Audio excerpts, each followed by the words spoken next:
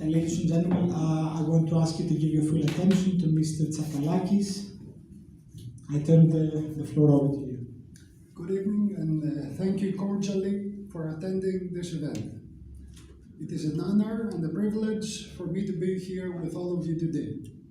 First of all, please permit me to express my profound appreciation to the Diplomatic Academy of Vienna, especially to His Excellency Ambassador Emil Briggs, as well as to all the officials of the Embassy of Greece in Vienna, particularly to Drs. Dimitra Faragou and Konstantinos Prokakis, for kindly inviting me to deliver this public lecture, which I fervently hope you will all enjoy. I will do everything in my power to make it as short and sweet as feasible.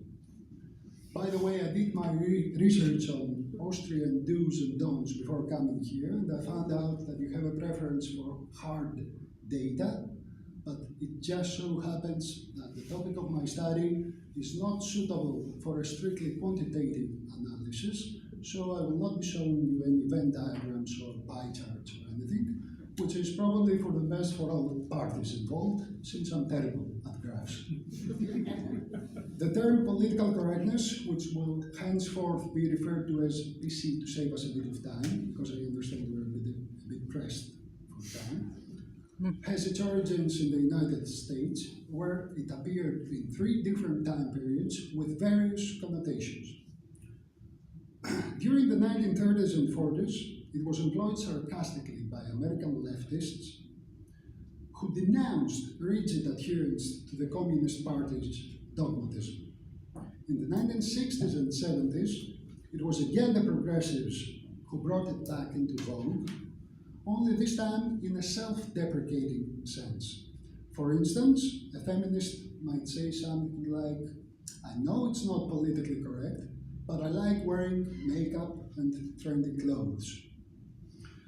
From the early 90s up to now, starting with the so-called culture wars that erupted initially within the academic world, my world, unfortunately, PC means imposing restrictions on what is known as cultural appropriation, for example, dressing up as an Indian on Halloween, and on offensive language or even non-verbal signals that might be interpreted as displays of hate or discrimination against certain persons due to their race, age, disability, gender, appearance, religion, or sexual orientation. It also means, however, instituting quota systems in favor of quote-unquote victimized or historically excluded groups with regard to college admissions, or even to how many women, blacks, or LGBT people have speaking roles in a film, a play, or a TV show. Progressives, at least most of them, have transmuted PC into their ideological spearhead, whereas conservatives decried, even though they sometimes have their own variety of PC. For instance, a recent example being the outrage directed at the black athletes who decided to kneel, to take a knee, that's what the Americans call it, take a knee during the American national anthem in opposition to Donald Trump and in protest of police brutality against African Americans. In many Western democracies right now, PC currently permeates not just academia, it has speech codes, affirmative action, multicultural curricula, but also virtually all aspects of both the public and the private sphere. International relations, the political arena, social media, art, mainstream journalism, and everyday interactions, be they professional, social, or even sexual. It is my contention that PC is a double-edged sword that paradoxically only cuts one way, the wrong way. Even though PC is often informed by philosophical premises and ethical values with which most judicious and morally well-grounded persons can agree, its practices have gone insane. Or, if I was to employ PC ironically myself, I would say that these practices would most likely have to navigate a plethora of critical, unresolved issues regarding their somewhat dysfunctional relationship with rationality. Even the term PC itself is problematic. A, it is a misnomer, as most PC exponents engage in petty pseudo-political battles, and they are rarely interested in what is logically correct. And B, it constitutes an antinomy, since it often promotes intrinsically contradictory agendas like positive discrimination. I opine that PC is a self-defeating concept and a no-win situation for both the conservatives and the progressives, but mostly for the latter, given that PC hardly ever accomplishes anything substantive pertaining to the amelioration of the material conditions under which the various downtrodden groups exist, which is what the left is theoretically striving for. More often than not, PC controversies arise from an affectation, a mere affectation, from a holier-than-thou attitude, and they amount to no more than virtue signaling. If you want, after the speech I can explain what virtue signaling entails, or even worse, juvenile power trips that masquerade as tackling with vital socio-political issues, while in fact they simply serve as one of two things.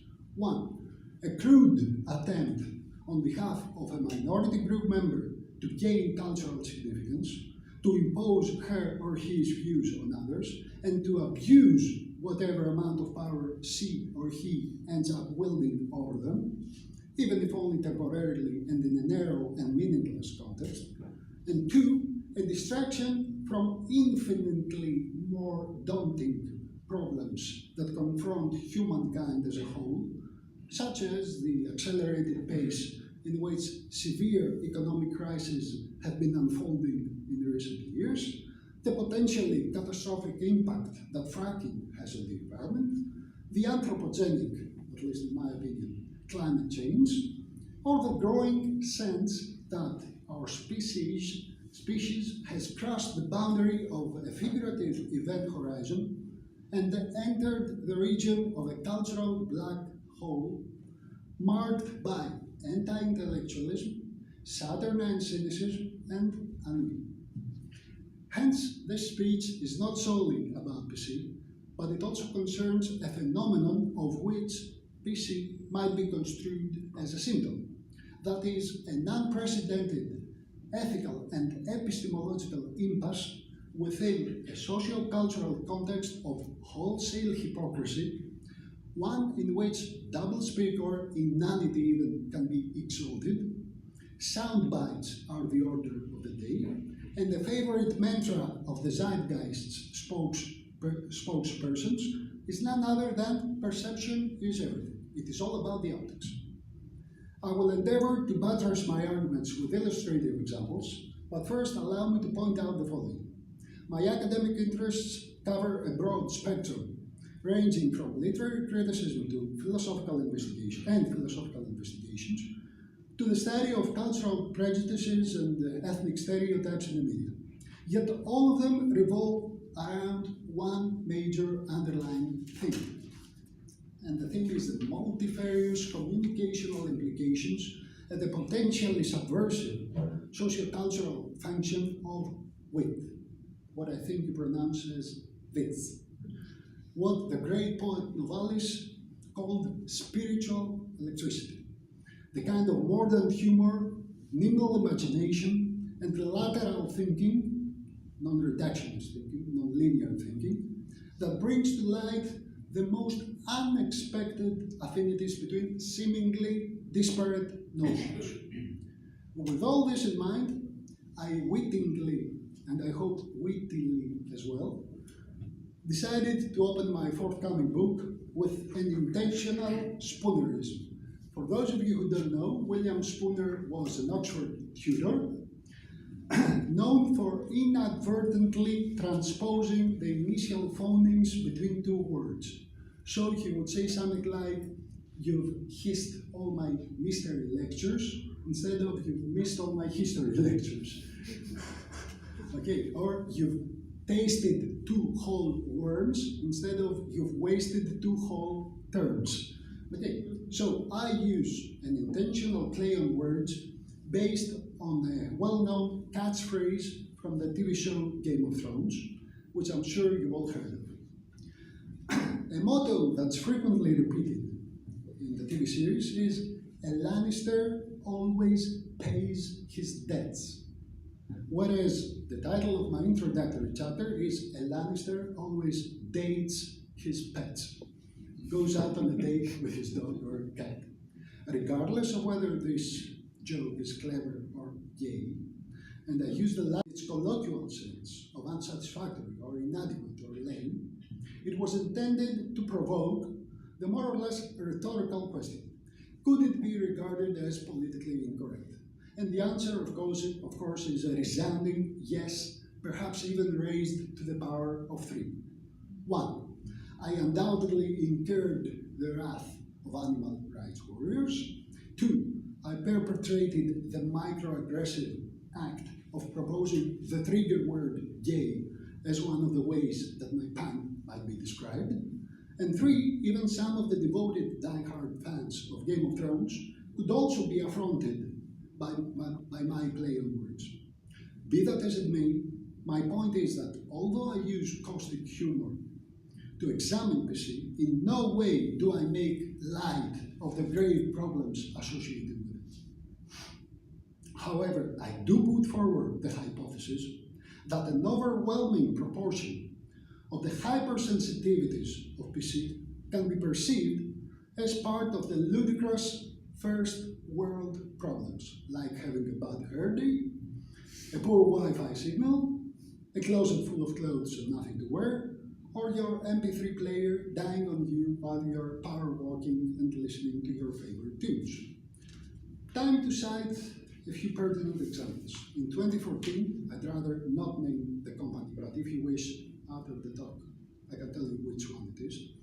In 2014, a famous, all-powerful, multinational video game company issued a formal apology for not including the possibility for same-sex marriages in the menu of its life simulator game, which is bizarre, given that giant corporations often have immeasurably more serious wrongdoings than this to be sorry for. Nevertheless, they seldom admit it. Several observers, both Democratic and Republican, assert that Trump's victory in 2016 was largely due to a backlash against politically correct absurdities like the one I just mentioned. Likewise, many left-leaning and/or black political pundits regard PC and identity politics as a hindrance to promoting progressive policies because it is an oversimplified world. For instance, a female or black or non-binary candidate is not necessarily the best candidate for women, blacks, or transgender people, respectively. With my next example, I feel as if I'm bringing owls to Athens, to borrow a phrase from Aristophanes, or in this case, bringing schnitzel to Vienna. Since you are probably more familiar with this case than I am. In 1988, Philipp Renier, I hope I pronounced it almost correctly, was forced to resign from his position as president of the German parliament after his controversial speech that commemorated the 50th anniversary of the Night of Broken Glass, or Crystal Night as it is also known. He was rebuked for speaking candidly about unpalatable, unappetizing truths from Germany's history. His violation of the politically correct discursive etiquette cost him his career, even though, irrespective of the fact that he was a forthright supporter of Israel and a professed opponent of totalitarianism. This was one of the earliest instances that crystallized, no pun intended, about crystal night, that crystallized the ascendancy of the rule of conduct that I referred to at the beginning. It is all about the optics. The truth is not the truth. Okay, what's important is the perception of truth. Renier had said nothing malicious or defamatory. He simply gave a brutally honest account of prevailing attitudes amongst many Germans in the 1930s, but he did so in a manner that many people or some people were uncomfortable with, and that cost his career, irrespective of whether he was a staunch supporter of Israel and an opponent of totalitarianism. Moving on to something more recent. As you may know, the stand-up comedian Kevin Hart had to withdraw from hosting this year's Oscars. I think it was last night, the night before. The reason was that almost a decade ago, he had posted some unseemly tweets about non-binary people, and he had made it emphatically clear that he would react adversely if his son turned out to be a homosexual. The head of an LGBT civil rights group asked Hart to see this as an opportunity to affirm LGBT people. Abiding by the rigidly enforced practices of PC, Hart did apologize to the transgender community, yet he was thought of as being insincere. Now, my question is, how can someone take it for granted that Hart's apology was disingenuous, that it wasn't from the heart, if you didn't mind my tongue, that it wasn't heartfelt? Okay. Where could we find the apparently pre-established semantic requirements of a politically correct mea culpa? Who amongst the many poor and oppressed people around the world honestly cares about the Academy Awards in general, or about their host in particular? What potential advantage can these people gain from this preposterous controversy? Is Kevin Hart an opinion maker? Even if he is, are such consequential matters as the rights of minority groups better dealt with by opinion leaders or by policymakers? Why is it imperative that Hart affirm the LGBT community? Is the affirmation and the vociferous articulation of gender, racial, or ethnic differences conducive to achieving a cultural symbiosis and a macro-social consensus? Nowadays, many comedy clubs ask performers to sign agreements in advance that they will joke respectfully during their shows, while some hyper-PC colleges rescind invitations to non-PC comedians. And this alone speaks volumes about the cultural ramifications of PC. However, even more telling is the fact that many stand-up comics, Jerry Seinfeld and Bill Maher, for instance, choose not to perform on university campuses, which is the equivalent of a steakhouse owner not serving any steaks 3 or 4 days a week, so as to avoid the moral indignation of idiots. PC does entail sociopolitical concerns, like how to redress some deep-rooted systemic biases or structural inequalities in order to ensure a level playing field for disenfranchised people, and also how to act, dress, or speak so as not to impugn the dignity of those who belong to minority communities. Yet, it also leads to cultural, ethical, and epistemological aporias, to mention but a few. Does the statement, "it is inappropriate for a non-black person to use the N-word," merely reflect a sentiment or a desire or a belief on the part of whomever utters it, makes it?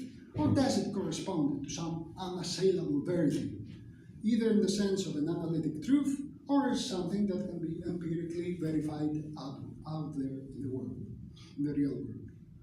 Are strong feelings and fervid convictions about all things PC exempt from passing an acid test that ensures their logical coherence and ethical grounding? Who, and by using what exactly as a benchmark, can decide what is the cutoff point for what legitimately constitutes trauma? disability, harassment, or discrimination? Should the producers of a film, let's say, about a gang of hooligans doing time in an Austrian all-male prison, desperately try and find a way so that at least a few colored females with speaking parts are included in the cast? Could being an involuntary celibate, a man who cannot find a sexual partner, be acknowledged as a disability? And if so, might incels, involuntary celibates, also claim that they form a marginalized group and thus demand special rights? Imagine a student, and this is not a facetious question, okay, just food for thought. Imagine a student who is attending either a zoology department or a music college. And suppose he had once been stung by a bumblebee. May the student argue that reading a textbook on entomology or listening to Rimsky-Korsakov's Flight of the Bumblebee, respectively, triggers a traumatic memory, therefore he should pass this particular class without him having to be exposed to material that causes him psychological damage? Should universities remain a marketplace of ideas, or should they be turned into safe spaces for perennially pampered Peter Pans, alliteration intended? What audiovisually trigger-free knowledge remains available for us professors to impart to inordinately and selectively distress-prone students? Are those who self-identify as members of a victimized group entitled because of the real or purported trials and tribulations they are faced with, not only to hold, but also to impose upon others beliefs that are not based on any type of epistemic justification? If the human race decides to send a third voyager out into the far reaches of the universe, by which criteria are we to determine what type of information about our contemporary globalized culture must be included in the quantum chip that this robotic probe will be carrying with it? Has the cultural landscape shifted so much because of PC that the device should also contain pictures and brief bios of trans people or even manifestos written by them? Mind you that for the first two voyagers, Carl Sagan, the famous astrophysicist, couldn't even convince NASA to include a tasteful and biologically informative photograph of a naked heterosexual couple. Does the tyranny of symmetry between patriarchal and matriarchal tyranny equal equality?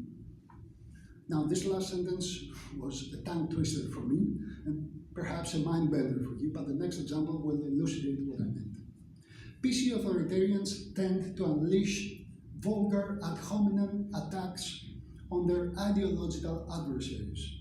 A typical case in point is what transpires when politically correct journalists interview the renowned or notorious, depending on how you look at it, Jordan Peterson all around Europe. They challenge the person, and they do it rather ineffectively at that, as a symbol of all the things they consider to be despicable, and not his actual ideas. Hence, these self-proclaimed progressives exhibit dogmatic behavior, resort to aggressive tactics, or show exactly the same sanctimonious disposition that they always castigate, and rightfully so. Peterson, who never interacts his interlocutors, frequently acknowledges his shortcomings and always does his homework, artfully exposes the bigotry and narrow-mindedness of his detractors, and forces them to face their own irrationality merely by letting them deploy their tenuous or nebulous counter-arguments, which soon implode in a spectacular fashion. I either agree with most of the points Peterson makes, or I at least have immense respect and esteem for his sound reasoning, as well as for the authoritative manner in which he articulates his views, irrespective of whether I espouse them or not. Nonetheless, at the same time, I am at variance with a few of his ideas. For instance, he constantly makes the mistake of lumping together the equivocal term cultural Marxism with postmodernism, even though there are myriads of postmodernists, me being amongst them. Okay, postmodernist theorists, architects, playwrights, who could hardly be called Marxists. Moreover, hardline Marxists reject both postmodernism and PC because they regard them as reformist or even reactionary intellectual movements. However, all the aforementioned are irrelevant because the crux of the matter is not Peterson per se, but what we can infer about the deplorable state of PC from the fact that, rather than critically engaging with Peterson's opinions, as I just did, PC ideologues either dismiss him far too easily and complacently, or they simply regurgitate platitudes about identity politics. Too much has already been said or written in reference to Peterson's debate with Cathy Newman. I hope most of you are familiar with it, with Cathy Newman for Channel 4, more specifically about her fourth wave feminist, Cathy Newman, more specifically about her pugnacious demeanor and the fact that she continually put words in Peterson's mouth or purposely misinterpreted his views. So I will not get into that. Instead, I will focus on an interview that Peterson gave to another fourth wave feminist, more recent interview, the feminist called Helen Lewis, who had ample time in order to learn from her colleague's fiasco and to prepare for what obviously seemed to her as a defining battle in the ongoing culture wars. I present some of the takeaways from this interview, her takeaways from this interview, as she herself chronicled them in an article for GQ magazine. Lewis admits that her main concern was who would win or who won after the fact, as if it were a medieval jousting fight to the death and not a civil discussion in which the only winners that she, being a leftist, should be interested in were the people, the audience, who would rather be uplifted or enlightened by this event. Lewis also writes, Peterson sells himself as Professor Logic, and his fans love to see him own and destroy his ideological opponents. Own, in American colloquial terms, means defeat. See him own and destroy his ideological opponents. Well, A, it is actually the case that there is a compelling logic to Peterson's views, and he is a professor. So, if sells himself was meant to be an underhanded critical remark about the fact that Peterson does capitalize on his recent fame, what's wrong with that? We live in a capitalist society, for better or worse. And would Lewis act differently if she were in his shoes? I think not. Because when Peterson asked her to give up the privileges she derives from this otherwise oppressive patriarchal structure and to practice what she preaches, which means to trade off her well-paying job with somebody who needs it more than her, she merely stuttered, and the video of the interview is available on YouTube. You can see if it's verbatim or not. I could do that, but I don't want to, and I don't want to be expected to, and I won't do it. B, how can Lewis be certain if those who upload such titled videos on YouTube, Peterson eviscerates him or obliterates her, and so on, are indeed his typical fans? And even if they are, how is that his fault? And what does it have to do with the validity or lack thereof of his arguments?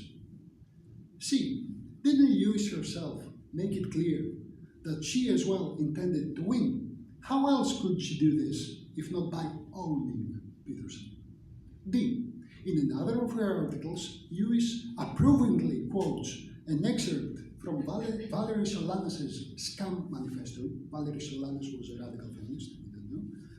From Valerie Solanas' Scam Manifesto, according to which females should destroy the male sex.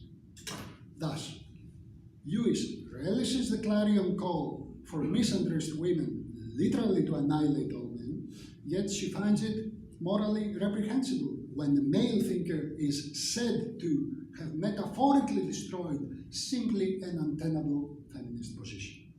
So, Is toxic femininity more equal or better than toxic masculinity? Isn't the objective of fourth, fifth, or nth wave feminism to attenuate all the morally and intellectually indefensible social hierarchies that are based on the abusive power of a hegemonic group, or is it merely to establish a new one that's constructed strictly on female domination? Another quote from Lewis. Peterson is not some standard issue Boris alpha male. He cries more than I do and dresses better too. So, is Peterson some unusual issue Boris alpha male? Is this what public debate has been reduced to? Is there no limit to the bias of PC? Does furtive and uncalled for mudslinging substitute for cogent theorization? In this case, how on earth could Lewis know how often Peterson cries while at home, at work, or on holiday? Does the statement carry with it an underlying message? And if so, what is it? Perhaps that Peterson is more effeminate than her, than what he portrays himself as, or than what he should be. Wouldn't this be incredibly non-PC of her? How is the way Peterson dresses relevant? Isn't this remark too extraordinarily non-PC? In addition, Lewis had the audacity to call Peterson's psychological theory bollocks, excuse the expletive. And she writes that she felt as though this annoyed him. I can't help but be amazed by Peterson's self-restraint. Someone who is largely ignorant about his area of expertise is downright disrespectful toward him and his research, and he barely made her feel that maybe he had taken it amiss. Incidentally, isn't the word bollocks, again excuse the expletive, also politically incorrect and sexist?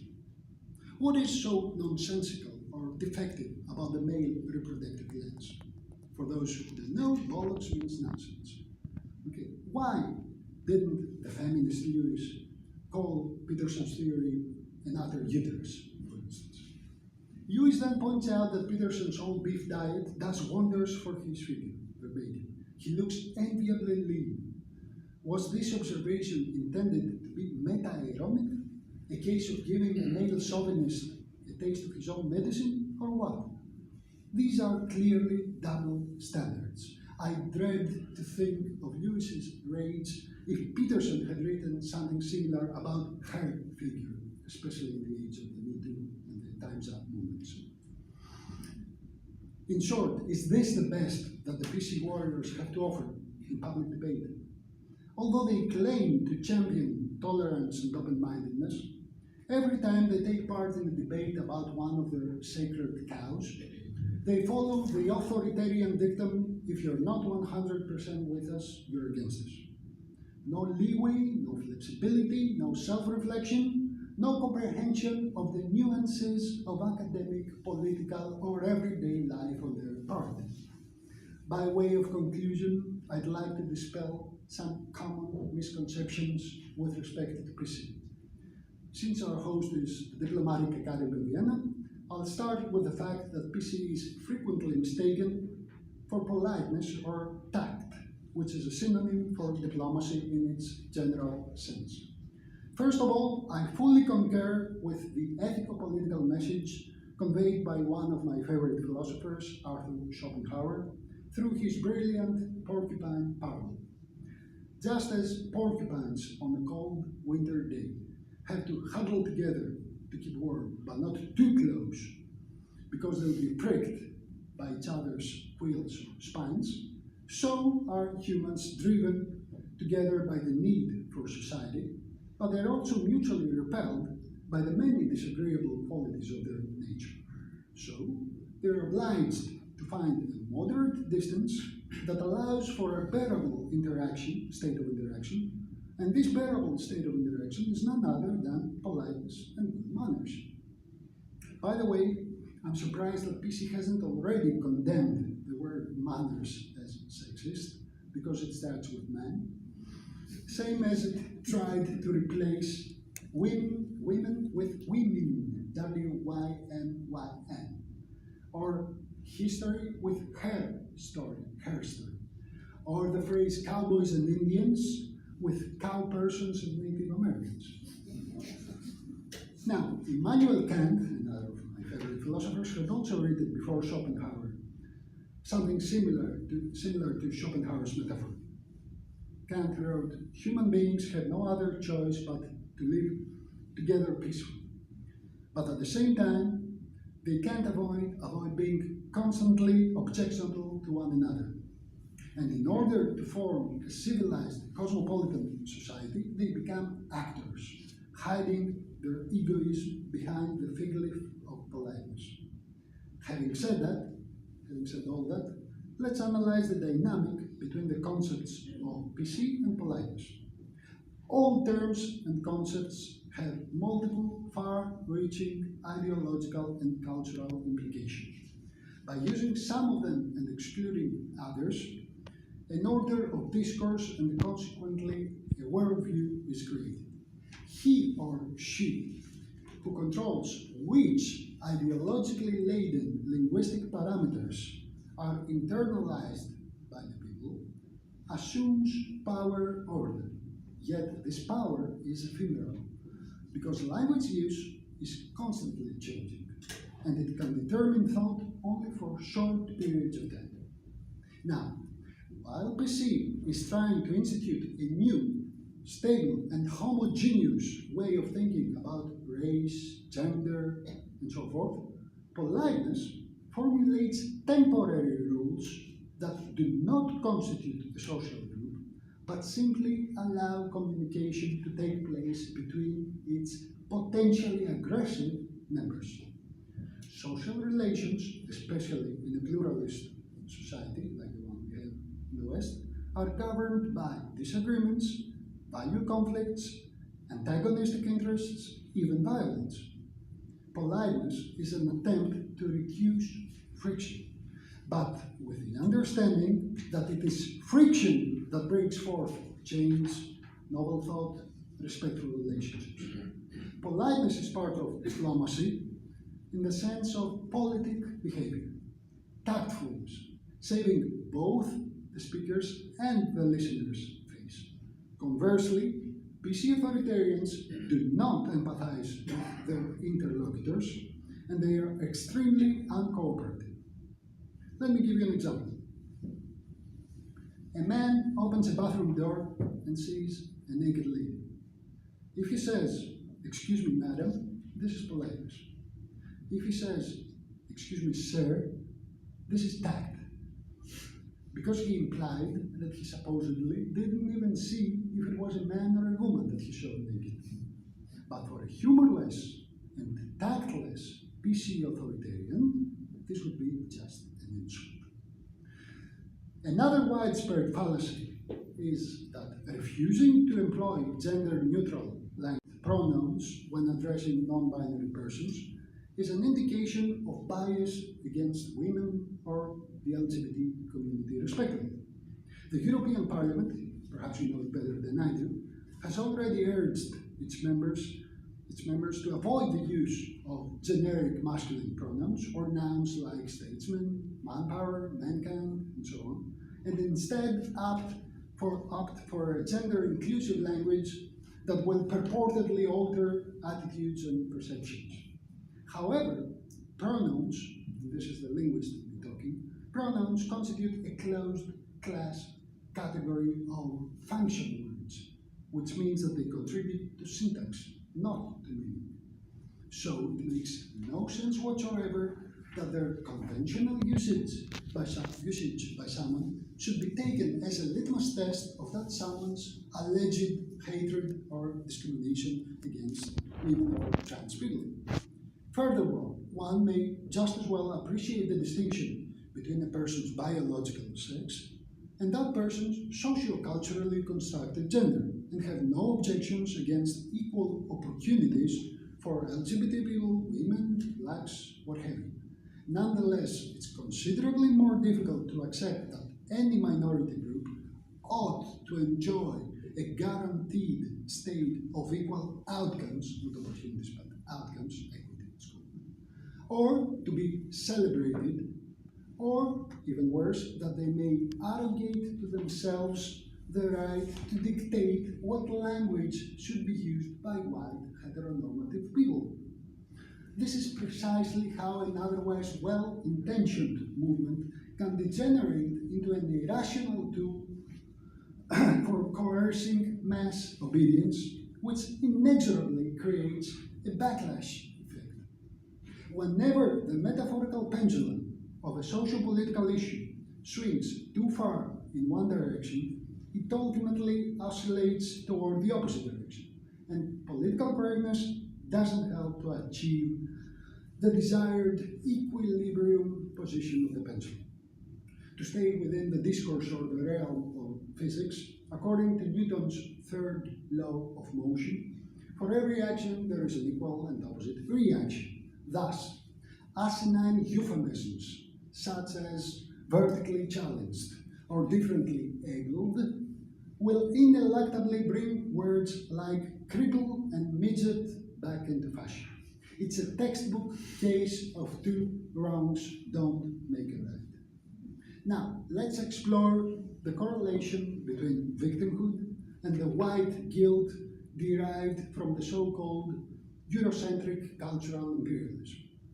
First, let's not forget that the expansion of the Islamic civilization was also based on the violent conquest, subjugation, and proselytization of indigenous populations.